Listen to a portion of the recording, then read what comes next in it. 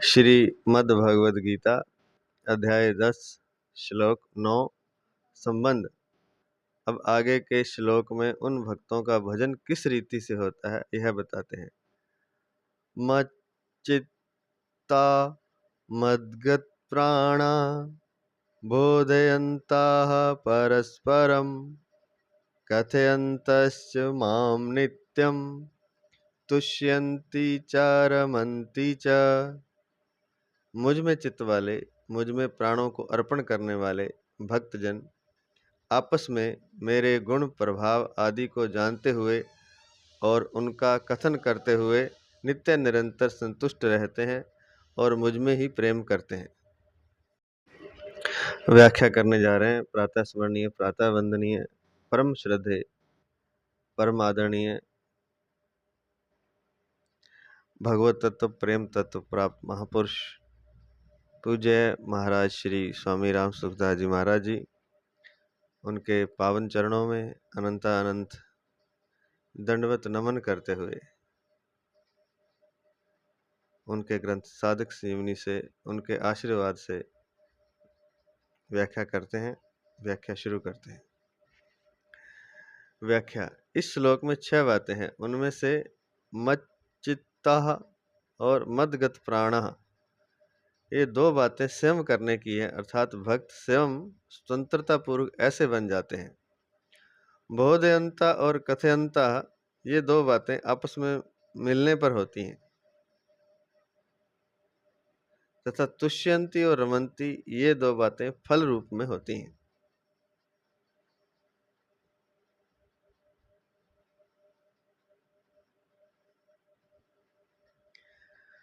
भगवान से ही सब उत्पन्न हुए हैं और भगवान से ही सबकी चेष्टा हो रही है, अर्थात सबके मूल में परमात्मा है। यह बात जिनको दृढ़ता से और निस्संदेह पूर्वक जंच गई है, उनके लिए कुछ भी करना, जानना और पाना बाकी नहीं रहता। बस उनका एक ही काम रहता है, सब प्रकार से भगवान में ही लगे रहना। यही बात इस श्लोक में बताई गई है। मच्चित्ता,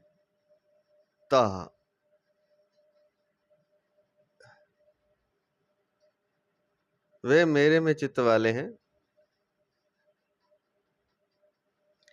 एक स्वयं का भगवान में लगना होता है और एक चित्त को भगवान में लगाना होता है। यहाँ मैं भगवान का हूँ, ऐसे स्वयं भगवान में लग जाता है। मैं भगवान का हूँ, ऐसे स्वयं भगवान में लग जाता है। वहाँ चित्त बुद्धि आदि सब स्वतः भगवान में लग जाते हैं।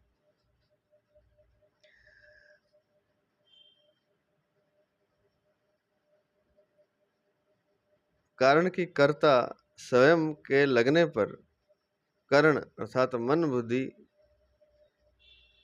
अलग थोड़े ही रहेंगे, अर्थात मन बुद्धि आदि अलग थोड़े ही रहेंगे, वे भी लग जाएंगे।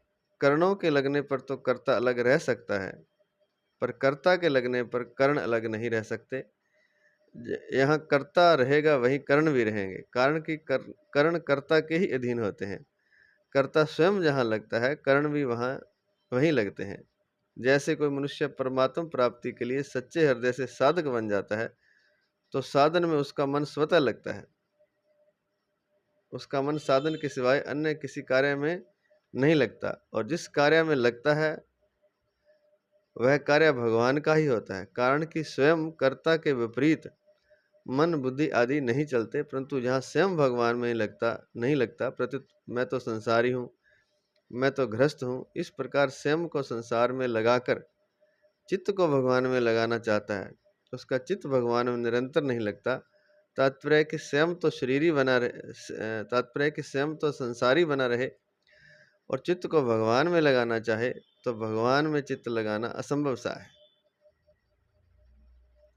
ये खास बात लिखिए कि जब स्वयं कर्ता अर्थात मैं ही समर्पित हो गया, तो मेरे मन बुद्धि शरीर आदि सब समर्पित हो जाएंगे भगवान के चरणों में। तो अगर केवल मन लगाना चाहें या बुद्धि को लगाना चाहें, तो वह लगती नहीं है, तो मुश्किल पड़ती है। लेकिन अपने आप को समर्पित करते हैं, जो स्वयं में जो कर्ण है, मन बुद्धि शरीर आदि इंद्रियां आदि, वो स्वयं ही भगवान में लग जाती हैं। ये कहना चाहते हैं। तो अगर वो कह दे कि मैं भगवान का हूँ, इस बात को दृढ़ मान ले, तो सब कुछ अपने आप हो जाएगा फिर।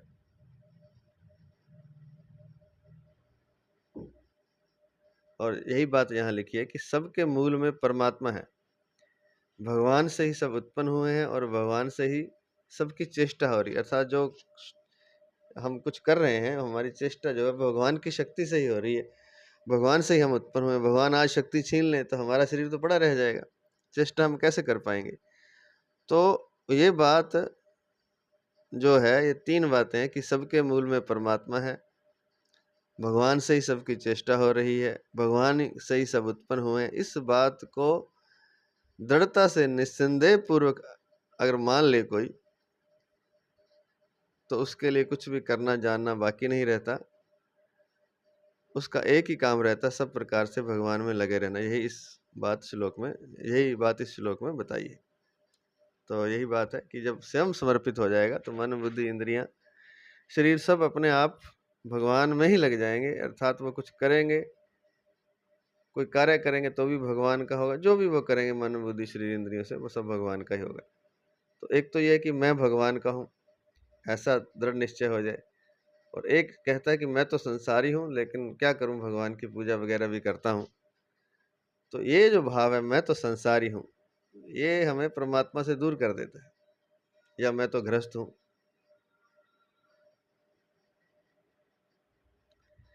तो इस प्रकार स्वयं को तो संसार में लगा करके मैं तो संसारी हूँ, मैं तो गृहस्थ हूँ, और चित्त को भगवान में लगाना चाहता है, तो चित्त उसका भगवान में लगेगा नहीं, निरंतर नहीं लगेगा।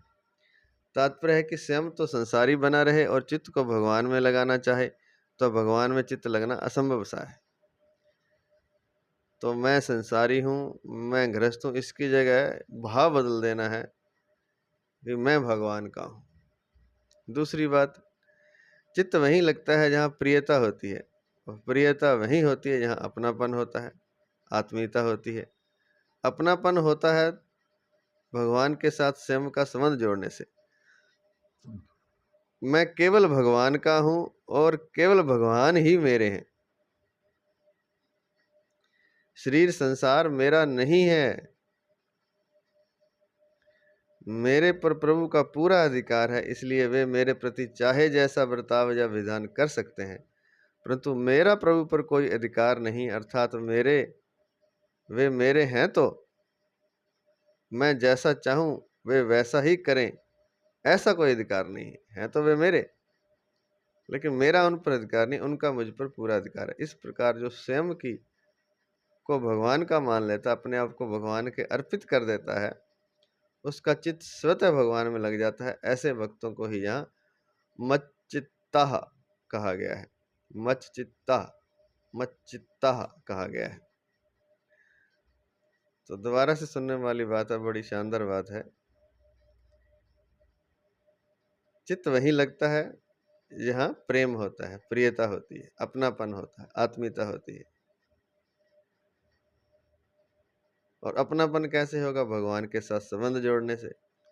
संबंध कैसे बनेगा? कि मैं भगवान का हूँ और केवल भगवान ही मेरे हैं, शरीर संसार मेरा नहीं है। ये तीन बातें हो जाएंगी तो भगवान से संबंध जुड़ जाएगा। मैं केवल भगवान का हूँ और केवल भगवान ही मेरे हैं, और कोई नहीं है।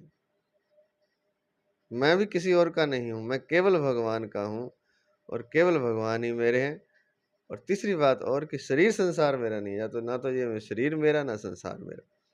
अगर ये बात दृढ़ कर ले कोई, और साथ ही साथ प्रभु से कोई इच्छा ना रखे कि प्रभु मेरे हैं तो अब मैं जैसा चाहूँ वैसा करें, नहीं, प्रभु मेरे साथ जैसा करना चाहे वैसा कर सकते हैं। सुख दें, दुख दें, जीवन दें, मृत्यु दें, लाभ दें, हानि दें, रोग दें, स्वास्थ्य दें, जो भी दें, रिश्ते नाते प्रेम चाहे दे दें चाहे छीन लें, उनका मुझ पर पूरा अधिकार है, क्योंकि मैं केवल भगवान का हूँ। तो उनका मुझ पर पूरा अधिकार है, लेकिन मेरा अधिकार नहीं है उनको कुछ कहने का कि वो मेरे साथ ऐसा क्यों करें, मेरे साथ अच्छा करें। तो अगर ये दो तीन बातें हो जाएं, तीन बात तो ये होगी कि मैं केवल भगवान का हूँ, और दूसरी है केवल भगवान ही मेरे हैं, और तीसरी है शरीर संसार मेरा नहीं है। एक तो ये हो जाए, और दूसरी दो बातें और हो जाएं कि मैं भगवान से कुछ नहीं चाहता, वो जैसा मेरे साथ करना चाहें करें, अच्छा बुरा जैसा उनको ठीक लगे।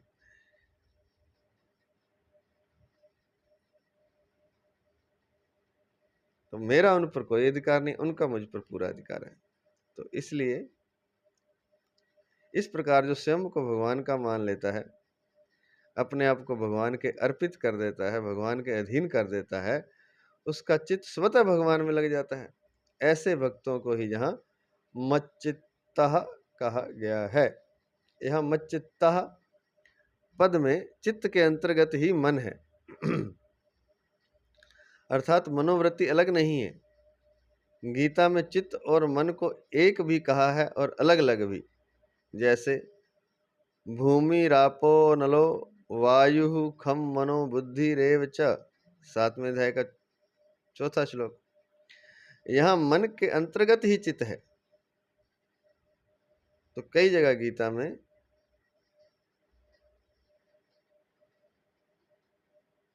एक कहा है और कभी अलग कहा है। और मनः संयम्य मच्चित्तः, मच्चित्तः 6ठे अध्याय का 14वां श्लोक। यहाँ मन और चित्त अलग अलग हैं, परंतु इस श्लोक में आए मच्चित्तः पद में मन और चित्त एक ही है, दो नहीं।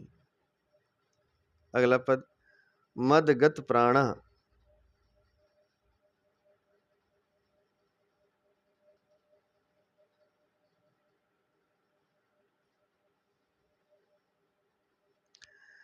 उनके प्राण मेरे ही अर्पण हो गए हैं। प्राणों में दो बातें हैं, जीना और चेष्टा। उन भक्तों का जीना भी भगवान के लिए है और शरीर की संपूर्ण चेष्टाएं अर्थात क्रियाएं भी भगवान के लिए है।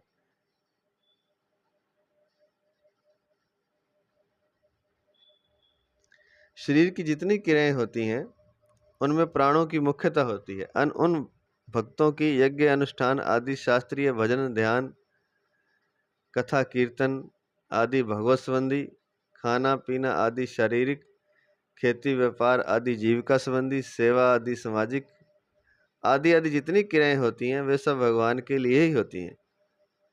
उनकी क्रियाओं में क्रिया भेद तो होता है पर उद्देश्य भेद नहीं होता। उनकी मात्र क्रियाएं एक भगवान के उद्देश्य से ही होती हैं, इसलिए वे भगवदगत प्राण होते हैं। भगवदगत प्राण होते हैं।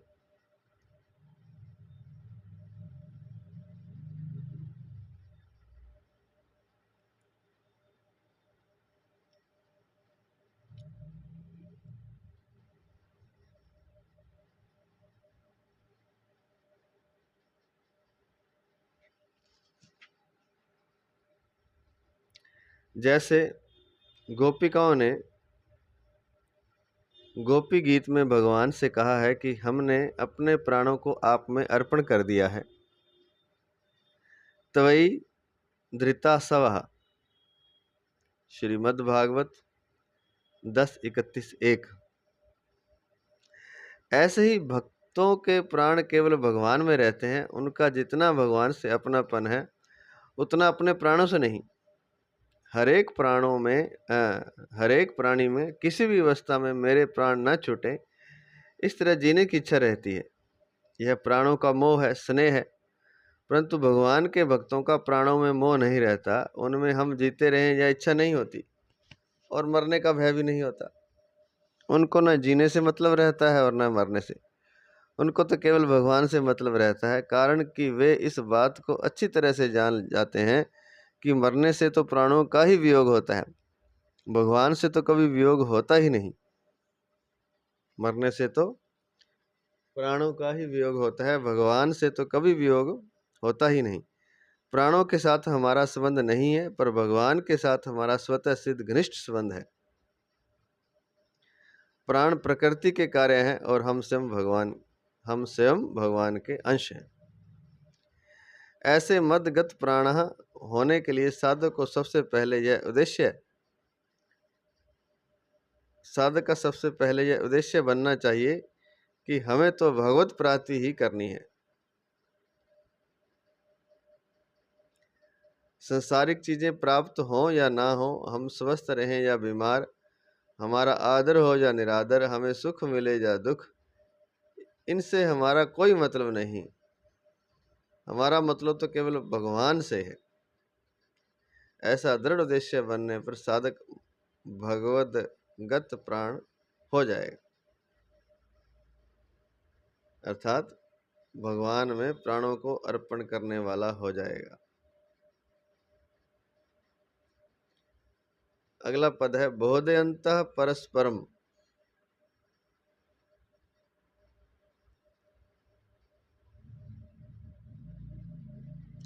इससे पहले जो ये मदगत प्राणा के अंतर्गत आया है कि जिनके प्राण परमात्मा को अर्पण हो गए, जिन्होंने अपने प्राणों को परमात्मा में अर्पण कर दिया है, उन भक्तों का जीना भी भगवान के लिए है और शरीर की संपूर्ण क्रियाएं भी भगवान के लिए। शरीर की जितनी भी क्रियाएं होती हैं उनमें प्राणों की मुख्यता होती है। जैसे कि बताया था कि शास्त्रीय क्रियाएं हैं, वो यज्ञ अनुष्ठान करते हैं। भगवत संबंधी क्रियाएं हैं, भजन ध्यान कीर्तन कथा आदि करते हैं। शारीरिक क्रियाएं खाना पीना आदि, और जीविका संबंधी क्रियाएं खेती व्यापार आदि, और सेवा संबंधी सामाजिक आदि जितने भी क्रियाएं हैं वे सब भगवान के लिए होती हैं। तो बताया था कि उनकी क्रियाओं में तो क्रिया भेद हो सकता है, क्रिया तो अलग अलग हो सकती है, पर उद्देश्य केवल परमात्मा का था। खाना पीना सोना जागना सब क्रियाएं, खेती व्यापार यज्ञ अनुष्ठान कथा कीर्तन भजन सब परमात्मा के लिए होता है। तो ये था मदगत प्राण। अब अगला पद है बोधयन्तः परस्परम। उन भक्तों को भगवद भाव वाले, भगवद रुचि वाले मिल जाते हैं तो उनके बीच भगवान की बात छिड़ जाती है। भक्त को भक्त मिलेगा तो क्या करेगा? भगवान की बात करेगा। फिर वे आपस में एक दूसरे को भगवान के तत्व रहस्य गुण प्रभाव आदि जनाते हैं तो एक विलक्षण सत्संग होता है। स्टार लिख के दिया है नीचे, सत्तामयम सारभूताम सारभृताम निसर्गो यदर्थवाणी श्रुति चेत सामपि प्रतिक्षणम नव्यवदच्युतस्य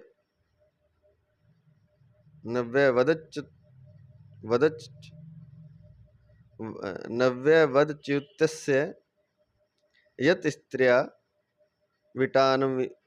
विटानमिव साधु वार्ता। श्रीमद् भागवत 10:13-2 में दिए। अर्थात सत्व तत्व को धारण करने वाले पुरुषों का यह स्वभाव होता है कि उनकी वाणी कान और अंतःकरण भगवान की लीलाओं को गाने सुनने और चिंतन करने के लिए ही होते हैं। जैसे लंपट पुरुषों को स्त्रियों की चर्चा में नयापन मालूम देता है, ऐसे ही भक्तों को भगवान की लीलाओं में कथाओं में नित्य नयापन मालूम देता है।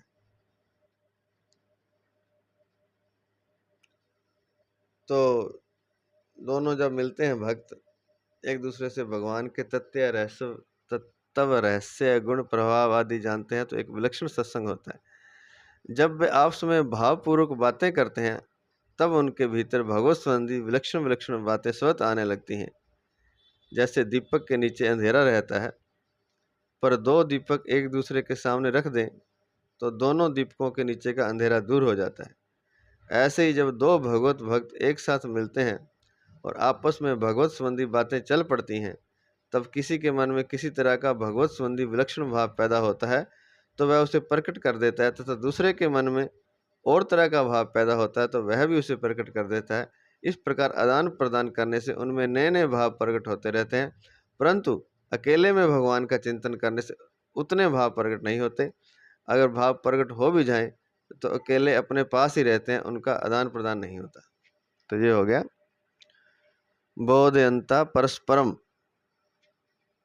आपस में भगवान के गुण प्रभाव आदि को जानते हुए आदान प्रदान करते हैं। अगला पद है कथयन्तश्च माम।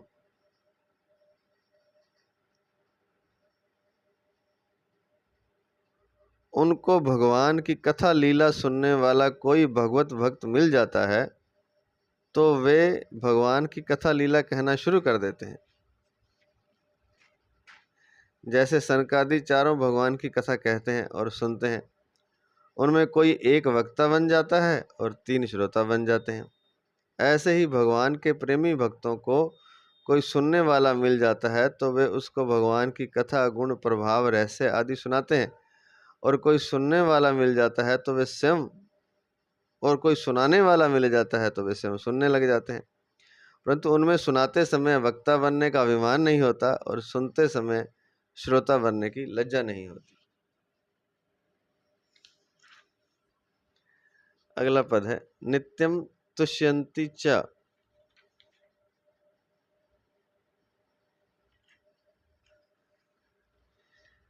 इस तरह भगवान की कथा, लीला, गुण, प्रभाव, रहस्य आदि को आपस में एक दूसरे को जानते हुए और उनका ही कथन तथा चिंतन करते हुए वे भक्त नित्य निरंतर संतुष्ट रहते हैं।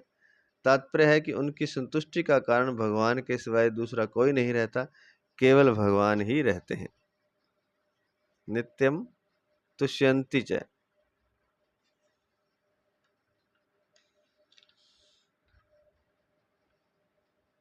नित्य निरंतर संतुष्ट रहते हैं। अगला पद है रमन्ति च। वे भगवान में ही रमण अर्थात प्रेम करते हैं। इस प्रेम में उनमें और भगवान में भेद नहीं रहता। तस्मिन तस्मिन तस्मिन स्त- तस्मिन स्तजने तस्मिन स्तजने भेदाभावात। नारद भक्ति सूत्र 41। कभी भक्त भगवान का भक्त हो जाता है और कभी भगवान अपने भक्त के भक्त बन जाते हैं। इसको स्टार लिख के दिया है, एक नहीं, एक लगा के दिया है नीचे, एक लिख के। एवं स्वभक्त्यो राजन भगवान भक्त भक्तिमान। श्रीमद् भागवत 10:86-51 में दिया है। तो कभी भक्त भगवान का भक्त हो जाता है तो कभी भगवान अपने भक्त के भक्त बन जाते हैं। इस तरह भगवान और भक्त में परस्पर प्रेम की लीला अनंत काल तक चलती ही रहती है और प्रेम प्रतिक्षण बढ़ता ही रहता है। यह है नित्य प्रतिक्षण वर्धमान प्रेम। उसमें कभी भक्त भगवान बन जाते हैं, कभी भगवान भक्त बन जाते हैं, कभी श्री कृष्ण राधा बन जाते हैं, कभी राधा श्री कृष्ण बन जाती है। तो इस तरह अनंत काल तक या प्रेम की लीला या भगवान और भक्त में चलती रहती है और प्रेम प्रतिक्षण बढ़ता ही रहता है। इस वर्णन से साधक को इस बात की तरफ ध्यान देना चाहिए कि उसकी हर एक क्रिया, भाव आदि का प्रवाह केवल भगवान की तरफ ही हो। साधक का आगे है परिशिष्ट भाव, जहाँ भगवान 7वें श्लोक में वर्णित अविचल भक्ति योग का वर्णन करते हैं।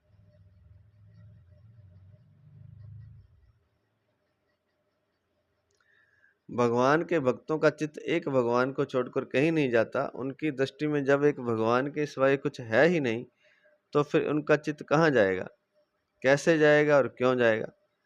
वे भक्त भगवान के लिए ही जीते हैं और उनकी संपूर्ण चेष्टाएं भी भगवान के लिए ही होती हैं। कोई सुनने वाला आ जाए तो वे भगवान के गुण, प्रभाव आदि की विलक्षण बातों का ज्ञान कराते हैं, भगवान की कथा लीला का वर्णन करते हैं। और कोई सुनाने वाला आ जाए तो प्रेम पूर्वक सुनते हैं। न तो कहने वाला तृप्त होता है और न सुनने वाला ही तृप्त होता है। तृप्ति नहीं होती, यह वियोग है, और नित्य नया रस मिलता है, यह योग है।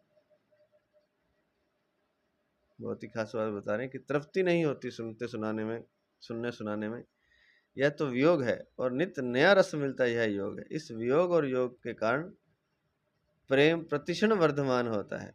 नारद भक्ति सूत्र में आया है, कंठावरोध रोमांचाश्रुभिः परस्परम लपमानः पावयन्ति कुलानि पृथ्वीम च। ऐसे अनन्य भक्त कंठावरोध, रोमांच और अश्रुयुक्त नेत्रों वाले होकर परस्पर संभाषण करते हुए अपने कुलों को और पृथ्वी को पवित्र कर देते हैं। क्या बात, बहुत अच्छी बात। तो जो भगवान की कथा कहते हैं, सुनते हैं, सुनाते हैं या सुनते हैं, जिनका कंठ अवरोध हो जाता है, कंठ रुक जाता है भावावेश के कारण, रोमांच हो जाता है शरीर में, अश्रु नेत्रों में आ जाते हैं, इस तरह जब वो संभाषण करते हैं तो वे अपने कुल को तो पवित्र करते ही हैं, ऐसे वक्त पृथ्वी को भी पवित्र कर देते हैं। ये नारद भक्ति सूत्र में आया है। कंठावरोध रोमांच श्रुभि परस्परम लपमानः पावयंती कुलानी पृथ्वीम च। कुल को तो पवित्र करते ही हैं, पृथ्वी को भी पवित्र कर देते हैं। तो ऐसी भक्ति की महिमा है। अगला श्लोक, श्लोक नंबर 10।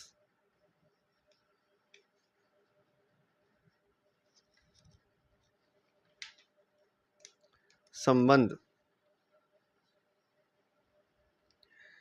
पूर्व श्लोक में भक्तों के द्वारा होने वाले भजन का प्रकार बताकर अब आगे के 2 श्लोकों में भगवान उन पर विशेष कृपा करने की बात बताते हैं।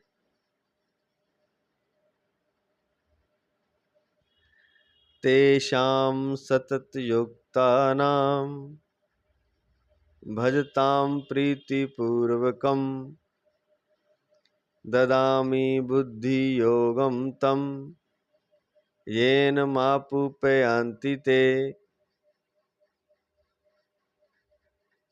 उन नित्य निरंतर मुझ में लगे हुए और प्रेम पूर्वक मेरा भजन करने वाले भक्तों को मैं वह बुद्धि योग देता हूँ जिससे उनको मेरी प्राप्ति हो जाती है।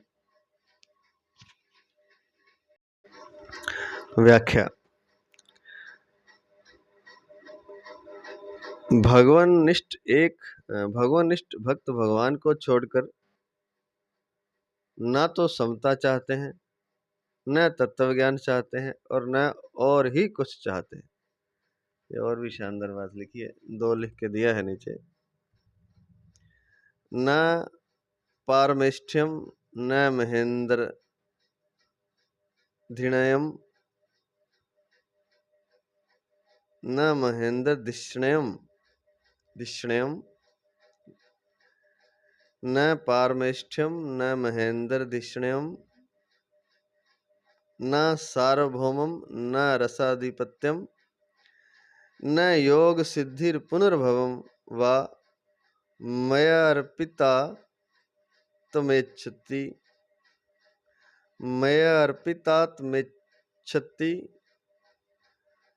मद विनान्यत। श्री मद भागवत 11:14 में दिया है। अर्थात स्वयं को मेरे अर्पित करने वाला भक्त मुझे छोड़कर ब्रह्मा का पद, इंद्र का पद, संपूर्ण पृथ्वी का राज्य, पाताल आदि लोकों का राज्य, योग की समस्त सिद्धियां और मोक्ष को भी नहीं चाहता। ये बहुत बड़ी बात लिखी है, क्योंकि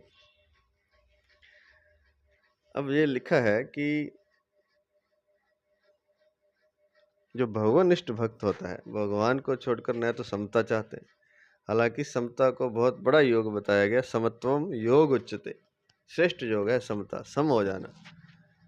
और लिखा भी है दूसरे अध्याय का शायद 15वां श्लोक है, यम ही न विथ्यन्ते ते पुरुषम पुरुषर्षव सम दुख सुखम धीरम ते अमृतवाय कल्पते।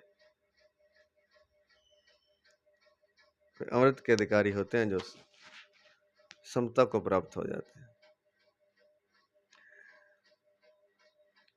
लेकिन जो भगवानिष्ठ भक्त है उसे केवल मात्र भगवान चाहिए, भगवान का प्रेम। उस भगवान या भगवान के प्रेम को छोड़कर वे ना तो समता चाहते, ना ही चाहते कि उनको ज्ञान हो जाए, तत्व ज्ञान हो जाए, मोक्ष हो जाए, और ना और ही कुछ चाहते हैं।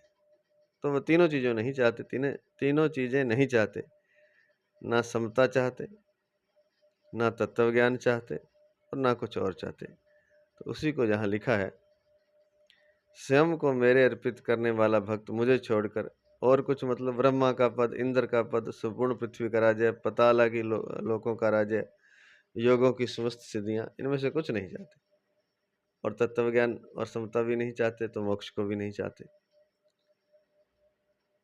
उनका तो एक ही काम है, हरदम भगवान में लगे रहना। भगवान में लगे रहने के सिवाय उनके लिए और कोई काम ही नहीं है।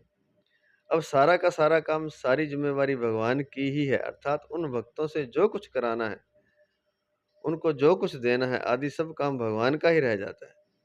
इसलिए भगवान यहाँ 2 श्लोकों में उन भक्तों को समता और तत्व ध्यान देने की बात कह रहे हैं।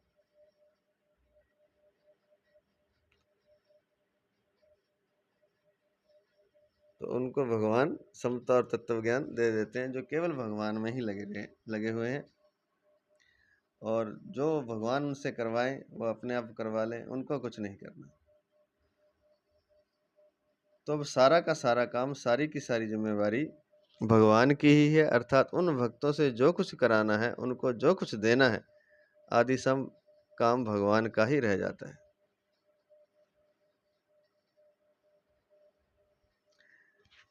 तेषाम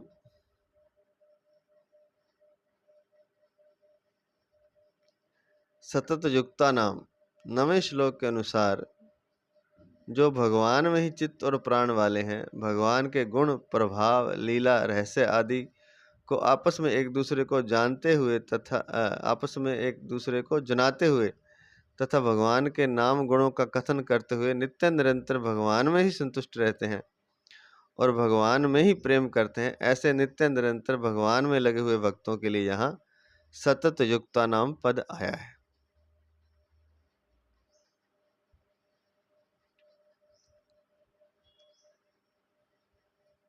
जो लगातार भगवान में लगे हुए हैं।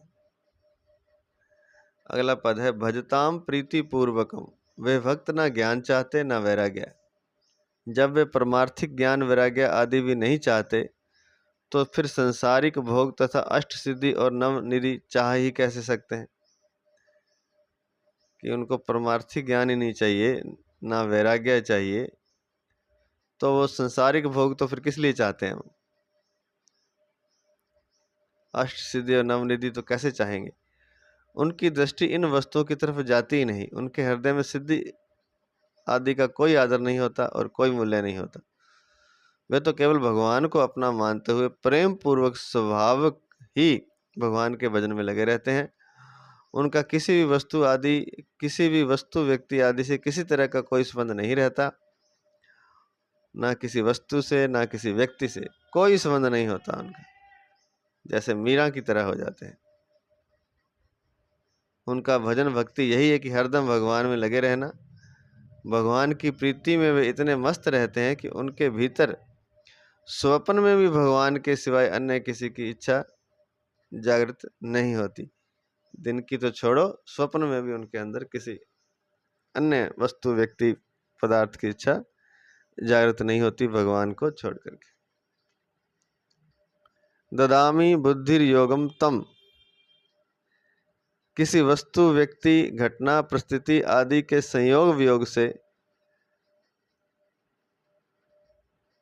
अंतःकरण में कोई हलचल ना हो, अर्थात संसार के पदार्थ मिले या ना मिले, नफा हो या नुकसान हो, आदर हो या निरादर हो, स्तुति हो या निंदा हो, स्वास्थ्य ठीक रहे या ना रहे आदि तरह तरह की और एक दूसरे से विरुद्ध विभिन्न परिस्थितियां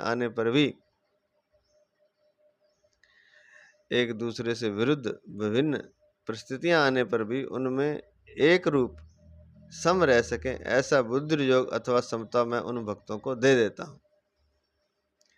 अब वो तो कुछ नहीं चाहते, ना वो समता चाहते, शुरू में लिख दिया कि ना उनको समता चाहिए ना तत्व ज्ञान, लेकिन मैं उनको बुद्धि योग देता हूँ, अर्थात समता उनको दे देता हूँ ताकि वे एक रूप अर्थात सम रह सके। कब रह सके।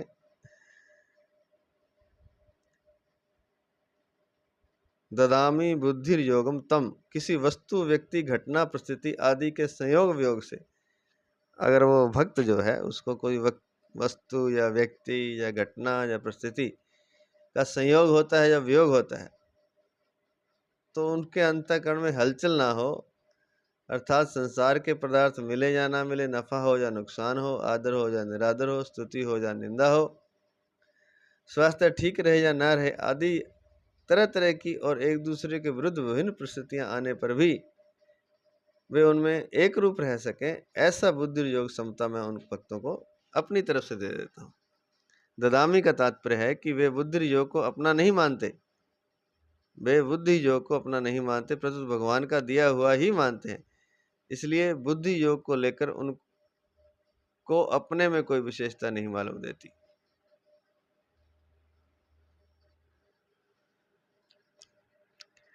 तो वो भी भगवान का ही दिया हुआ मानते हैं। येन, मैं उनको वह बुद्धि योग देता हूँ जिस बुद्धि योग से वे मेरे को प्राप्त हो जाते हैं।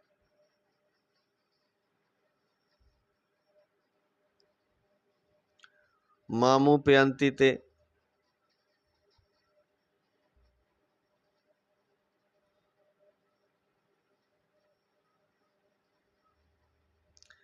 जब वे भगवान में ही चित्त और प्राण वाले हो गए हैं,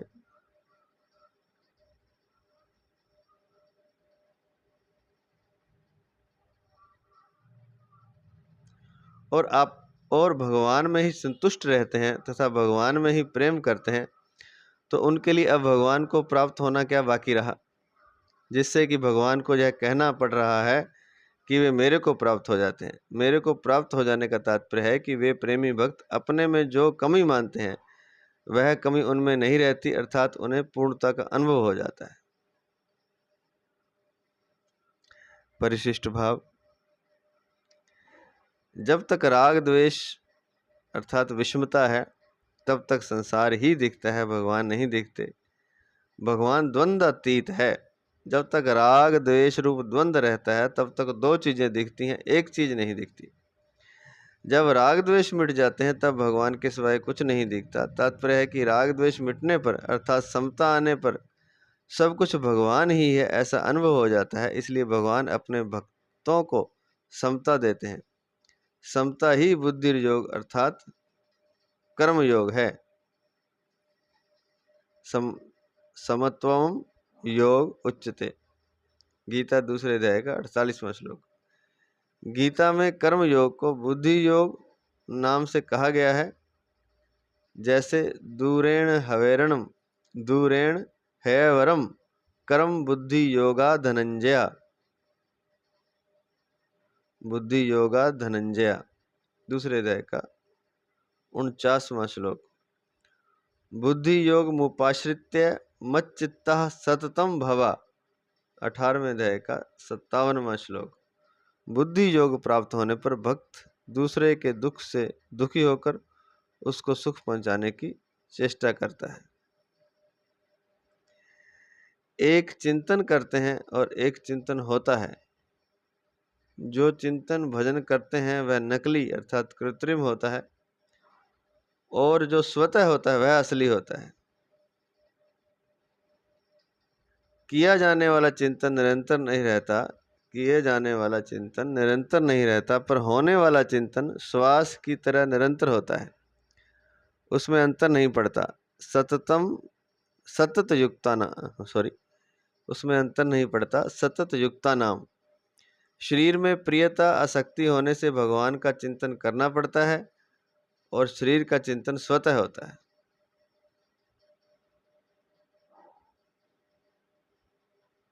परंतु भगवान में प्रियता अर्थात अपनापन होने से भजन करना नहीं पड़ता, प्रत्युत स्वतः होता है और छूटता भी नहीं। इसलिए यहाँ प्रेम पूर्वक भजन करने की बात आई है। भजताम प्रीति पूर्वकम। अगला श्लोक थोड़ा सा और कर लेते हैं। अगला श्लोक, श्लोक नंबर 11।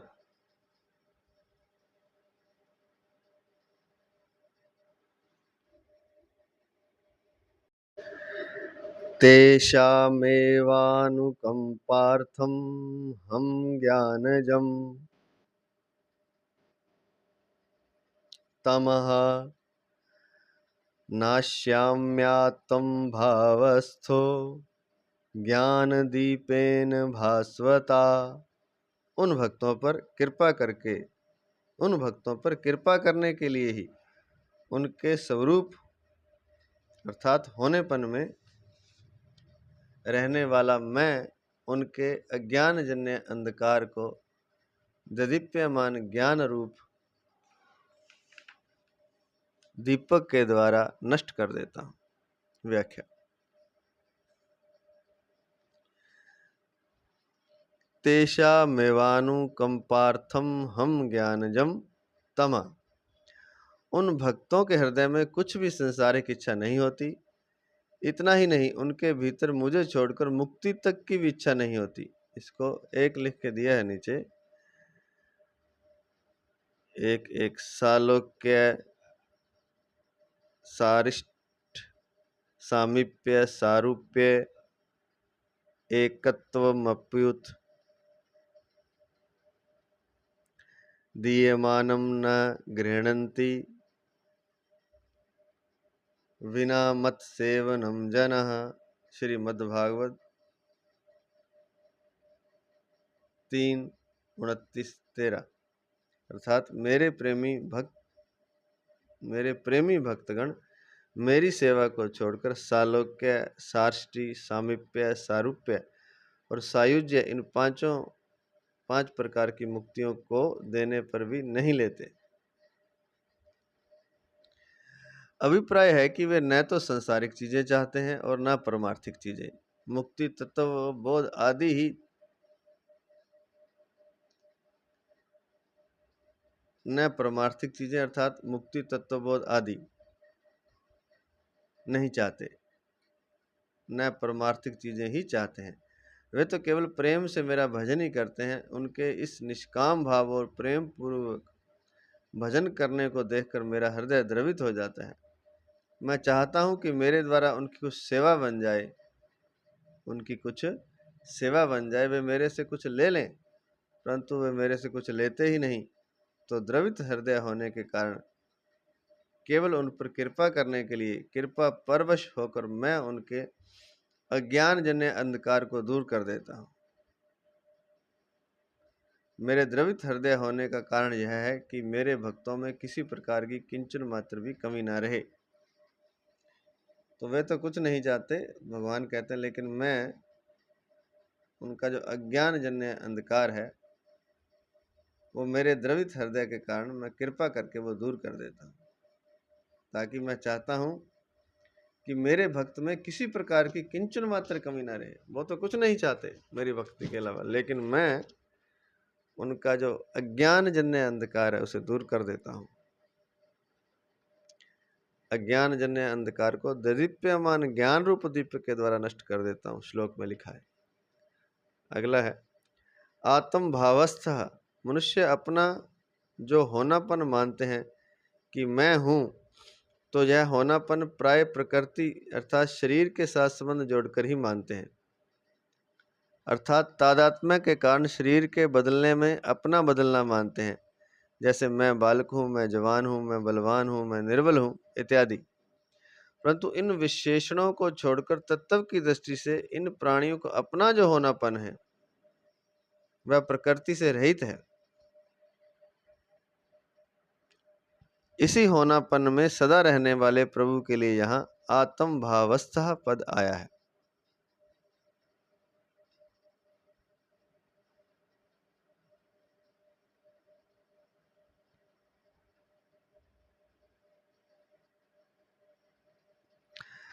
अगला पद भास्वता ज्ञान दीपेन नाश्यामी। प्रकाशमान ज्ञान दीपक के द्वारा उन प्राणियों को अज्ञान जन्य अंधकार का नाश कर देता हूँ। तात्पर्य है कि जिस अज्ञान के कारण मैं कौन हूँ और मेरा स्वरूप क्या है, ऐसा जो अनजानापना रहता है, उस अज्ञान का मैं नाश कर देता हूँ, अर्थात तत्वबोध करा देता हूँ। जिस तत्वबोध की महिमा शास्त्रों में गाई गई है, उसके लिए उनको श्रवण, मनन, निधिध्यासन आदि साधन नहीं करने पड़ते, कोई परिश्रम नहीं करना पड़ता, प्रत्युत मैं स्वयं उनको तत्वबोध करा देता हूँ। भगवान ही सब कुछ कर देते हैं। कब करते हैं? जब केवल मात्र भक्त भक्ति करता है, भगवान को चाहता है, भगवान के सिवाय कुछ नहीं चाहता, वे केवल बस कथा कीर्तन भगवान की ही सारी बातें वो करता है। जैसे पीछे लिखा है, खा पी रहा है तो भी भगवान का ही कर रहा है, कुछ व्यवसाय कर रहा है, खेती कर रहा है तो भी भगवान का नाम जप रहा है, जब भगवान के लिए कर रहा है। सोना जागना उठना बैठना यज्ञ आदि अनुष्ठान कर रहा है तो भी भगवान के लिए कर रहा है। तो सब कुछ भगवान के लिए ही करता है। विशेष बात, तो जब इतना जो भगवान के लिए करता है तो उसको फिर कहते हैं कि कोई श्रवण मनन निधि ध्यासन आदि साधन नहीं करने पड़ते, कोई परिश्रम नहीं करना पड़ता, प्रत्युत मैं स्वयं उसको तत्वबोध करा देता। तो जो भगवान का होकर सब कुछ भगवान के लिए ही करता है, भगवान के अर्पित होकर जो सारे कार्य करता है, उसको कोई श्रवण मनन निधि ध्यासन नहीं करना पड़ता, भगवान ही उसको कृपा करके तत्वबोध करा देते हैं। विशेष बात, भक्त जब अनन्य भाव से केवल भगवान में लगे रहते हैं, तब संसारिक सिद्धि असिद्धि में सम रहना, यह समता भी भगवान देते हैं। और जिसके समान पवित्र कोई नहीं है, यह तत्वबोध अर्थात स्वरूप ज्ञान भी भगवान स्वयं देते हैं।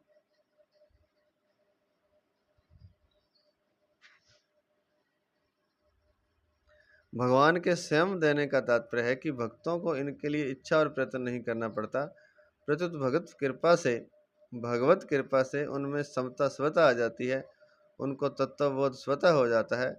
कारण कि यहाँ भक्ति रूपी माँ होगी, वहाँ उसके वैराग्य और ज्ञान रूपी बेटे रहेंगे ही।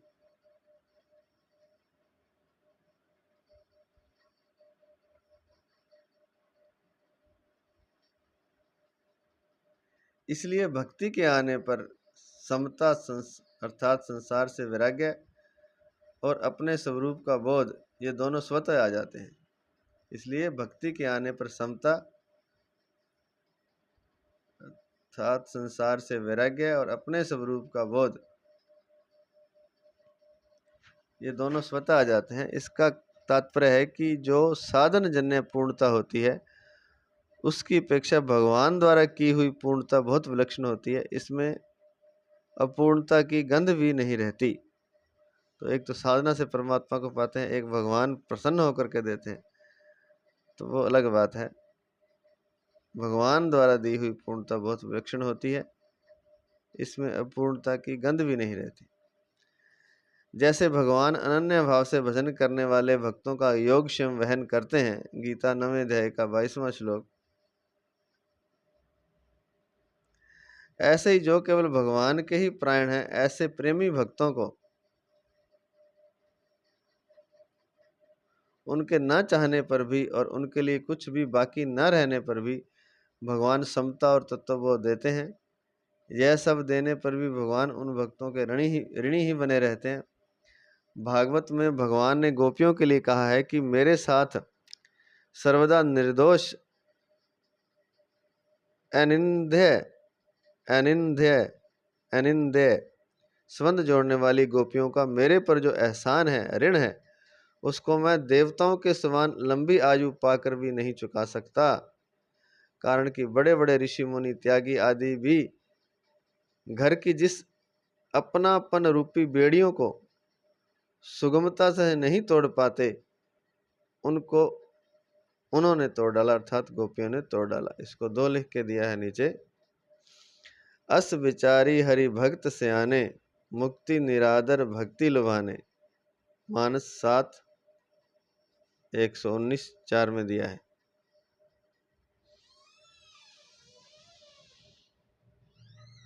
और दूसरा दिया है भागवत से उदाहरण, श्रीमद् भागवत से 10 32 22 में।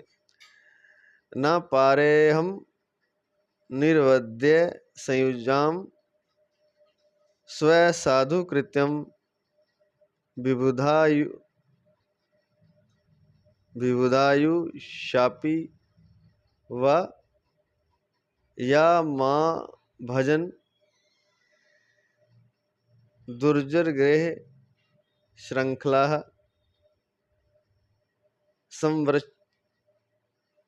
संवृश्च्य तद्वा प्रतियातु साधुना।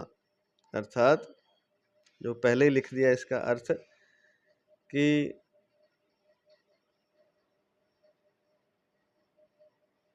मेरे साथ सर्वथा निर्दोष संबंध जोड़ने वाली गोपियों का मेरे पर जो एहसान है, ऋण है, उसको मैं देवताओं के समान लंबी आयु पाकर कर भी नहीं चुका सकता। कारण कि बड़े बड़े ऋषि मुनि त्यागी आदि भी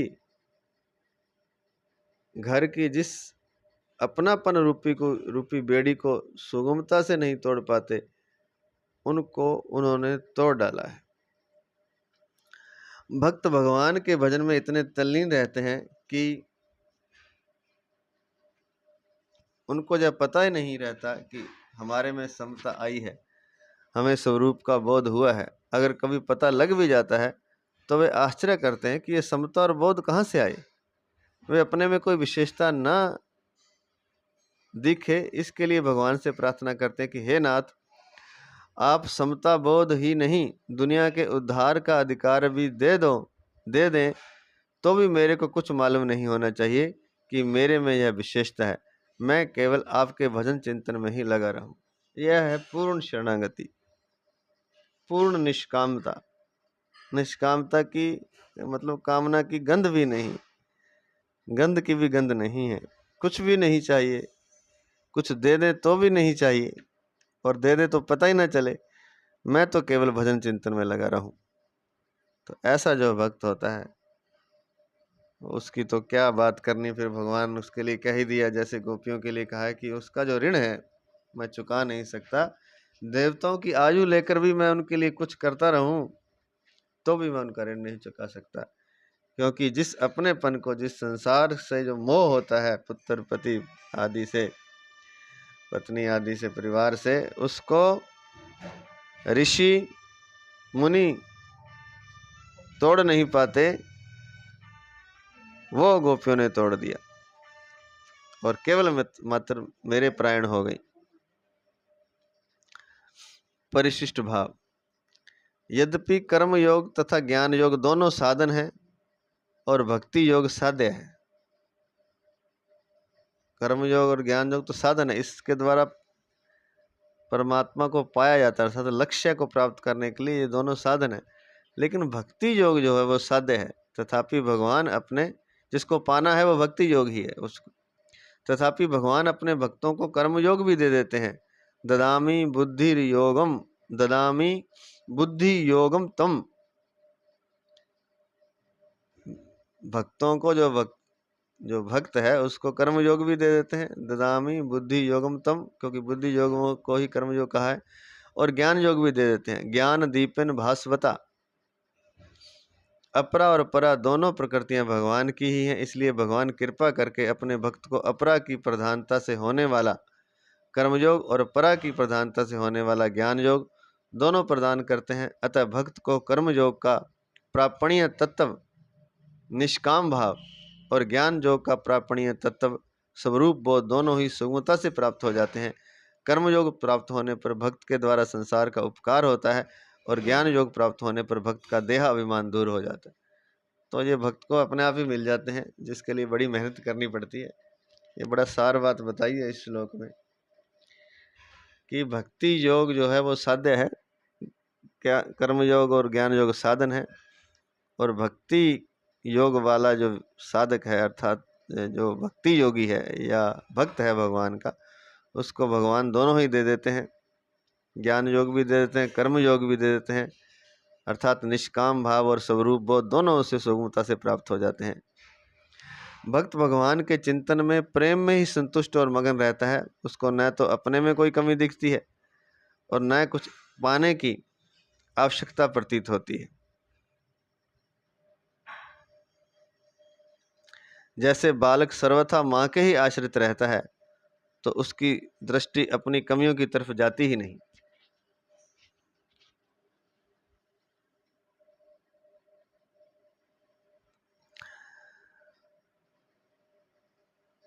भक्त भगवान के चिंतन में प्रेम में ही संतुष्ट और मगन रहता है। उसको न तो अपने में कोई कमी दिखती है और न कुछ पाने की आवश्यकता प्रतीत होती है। जैसे बालक सर्वथा माँ के ही आश्रित रहता है, तो उसको अपनी दृष्टि तो उसकी दृष्टि अपनी कमियों की तरफ जाती ही नहीं। माँ ही उसका ख्याल रखती है, उसको स्नान कराती है, मैले कपड़े उतार कर स्वच्छ कपड़े पहनाती है। ऐसे ही भक्त सर्वथा भगवान के ही आश्रित हो जाता है कि मैं जैसा भी हूँ भगवान का हूँ और भगवान मेरे हैं। वह अपनी तरफ देखता ही नहीं, इसलिए भगवान ही उसके भीतर स्थित अज्ञान को तत्व ज्ञान के द्वारा नष्ट कर देते हैं। बालक में तो मूढ़ता विशेष रहती है, पर भक्त में विवेक विशेष रहता है। बालक तो मूढ़ होता है, छोटा बच्चा जो माँ के साथ रहता है, जो माँ पर ही सब कुछ छोड़ देता है, वो होता तो मूढ़ है। लेकिन भक्त विवेकी होता है, भक्त का विवेक जागा हुआ होता है।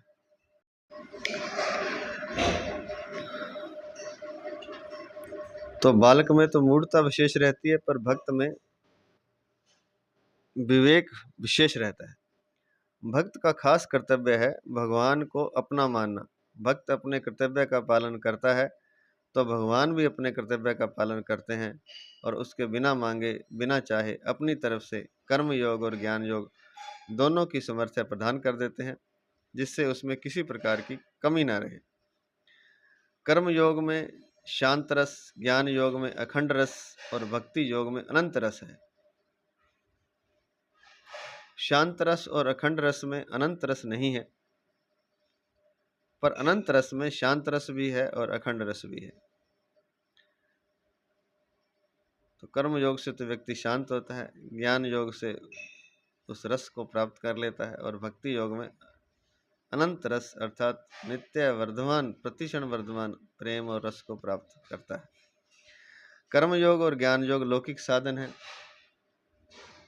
तथा भक्ति योग अलौकिक साधन है। अलौकिक की प्राप्ति होने पर लौकिक की प्राप्ति भगवत कृपा से स्वतः हो जाती है, पर लौकिक की प्राप्ति होने पर अलौकिक की प्राप्ति नहीं होती, कारण कि अलौकिक में तो लौकिक आ जाता है पर लौकिक में अलौकिक नहीं आता। ज्ञानी तो भक्ति से रहित हो सकता है, पर भक्त ज्ञान से रहित नहीं हो सकता।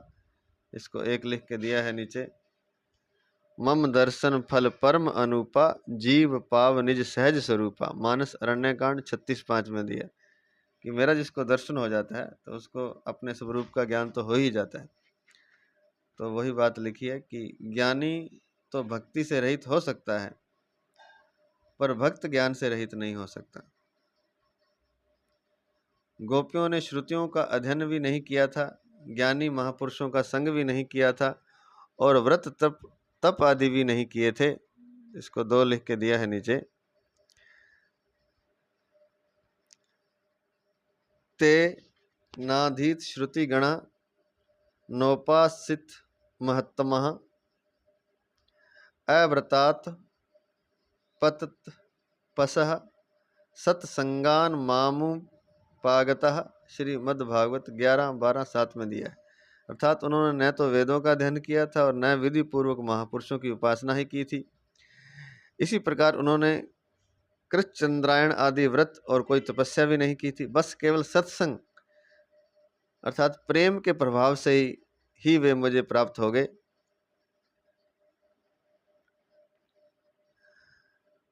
फिर भी गोपियों में फिर भी उनमें विलक्षण ज्ञान था। इसको 3 लिख के दिया है नीचे, ना खलु गोपिका नंदनो भवान खिल देहि नामंत्रात मद्रिक, विखन सार्थितो विश्वगुप्ते सख उदयवान सात्वताम कुले।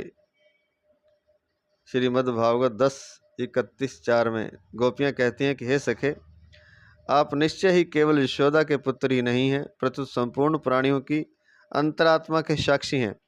ब्रह्मा जी की प्रार्थना सुनकर विश्व की रक्षा के लिए ही आप यदुकुल में अवतीर्ण हुए हैं। तो ये गोपी गीत में है शायद। तो फिर भी उनमें विलक्षण ज्ञान था। तात्पर्य है कि भक्त को स्वरूप का भी बोध हो जाता है, वासुदेव सर्वम का बोध तो उसको है ही। अगला पद है, आत्म भावस्थ। जीव में भगवान रहते हैं क्योंकि वह भगवान का ही अंश है। वास्तव में भगवान ही जीव रूप से प्रकट हुए हैं, क्योंकि भगवान की परा प्रकृति होने से जीव भगवान से अभिन्न है